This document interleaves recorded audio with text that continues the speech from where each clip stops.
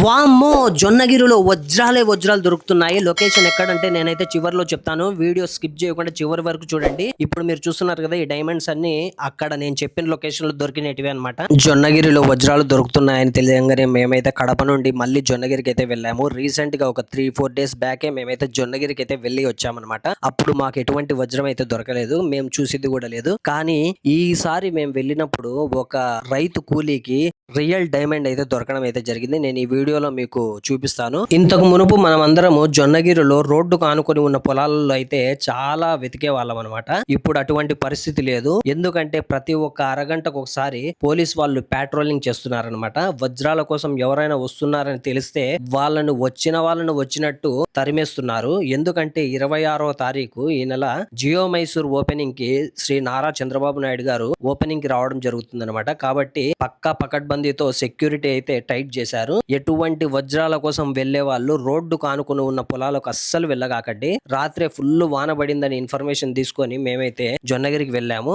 అక్కడ వెళ్ళడం తోటే అక్కడ ఒక్కొక్కరు ఒక్కొక్క స్టోరీ చెప్తున్నారు అనమాట. ఇక్కడ పోలీసులు ఉండనివ్వడం లేదు, తరిమేస్తున్నారు అని చెప్తున్నారు అనమాట. మేము కూడా ఎంక్వైరీ చేశాము, అది నిజమే. ఎందుకంటే చాలా మంది వజ్రాలకు వచ్చిన వాళ్ళు కేవలం వజ్రాలు వెతుక్కొని వెళ్తే సరిపోతుంది. కానీ వాళ్ళు కొంతమంది తాగి అల్లరి చేయడము, రైతుల పంటలు నష్టం చేయడము, ఆ విధంగా చేయడంతో పోలీసులు కూడా విసుకెత్తిపోయి లాఠీ చార్జ్ చేసే పరిస్థితి కూడా వచ్చిందనమాట. కాబట్టి ఎవ్వరే గాని జొన్నగిరి పొలాలకు, ముఖ్యంగా రోడ్డుకు ఆనుకొని ఉన్న పొలాలలో మటుకు అస్సలు వెతకకూడదు. ఎందుకంటే పోలీసు వాళ్ళు ప్రతి అరగంటకు ఒకసారి పాట్రోలింగ్ చేస్తున్నారు. ఎవరైనా కనిపించారా అనుమానాస్పదంగా వాళ్ళని తీసుకుపోయి బొక్కలో వేయడం జరుగుతుంది. నేను మీకు లొకేషన్ చెప్తాను, అక్కడ మాత్రం వెతకొచ్చు. అది కూడా పంటలు వేయకుండా ఉంటే మాత్రమే వెతకండి. ఒకవేళ పంటలు వేసి ఎవరైనా అబ్జెక్షన్ చేస్తే మటుకు మీరు సున్నితంగా తిరస్కరించేసి మీరు వచ్చేసేయండి. అంతేగాని మీరు మళ్ళా వాళ్ళతోటి గలాట పెట్టుకోవడము అలాంటివి చేశారంటే మటుకు పోలీస్ వాళ్ళైతే వదిలిపెట్టే ప్రసక్తి లేదనమాట వజ్రాలకు వచ్చిన వాళ్ళను. కాబట్టి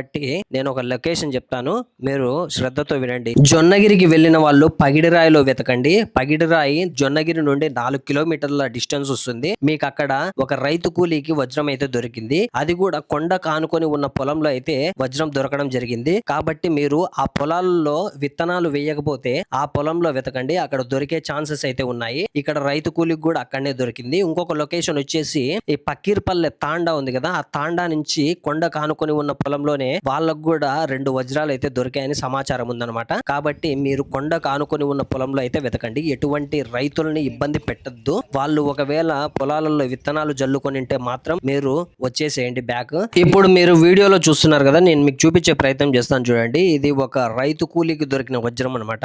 ఇది అక్కడ తాండా కానుకొని ఉన్న పొలంలో అయితే దొరికింది అనమాట. కొండ కింద పొలంలో వాళ్ళు వెతకడం జరిగింది, అక్కడ దొరికినాయి. ఇంకొక రైతు కూలీకి కూడా ఇక్కడ పగిడిరాయి సైడ్ అయితే దొరకడం జరిగింది అనమాట. కాబట్టి మీరు రోడ్డు కానుకొని ఉన్న పొలంలో అయితే అస్సలు వెతకద్దు. ఇక్కడ కొండ కానుకొని ఉన్న పొలంలో వెతకండి. వానలు పడి అక్కడ దొరికే ఛాన్సెస్ ఉన్నాయి. మీరు మన ఛానల్ ని సబ్స్క్రైబ్ చేసుకొని లైక్ చేసి షేర్ చేసి మన వీడియోని అయితే హైప్ చేయండి. అదే విధంగా కామెంట్ సెక్షన్ లో కామెంట్ తెలియజేయాల్సిందిగా నేనైతే కోరుకుంటున్నాను. మరిన్ని లేటెస్ట్ వీడియోస్ కోసం మహేష్ సైనింగ్ ఆఫ్.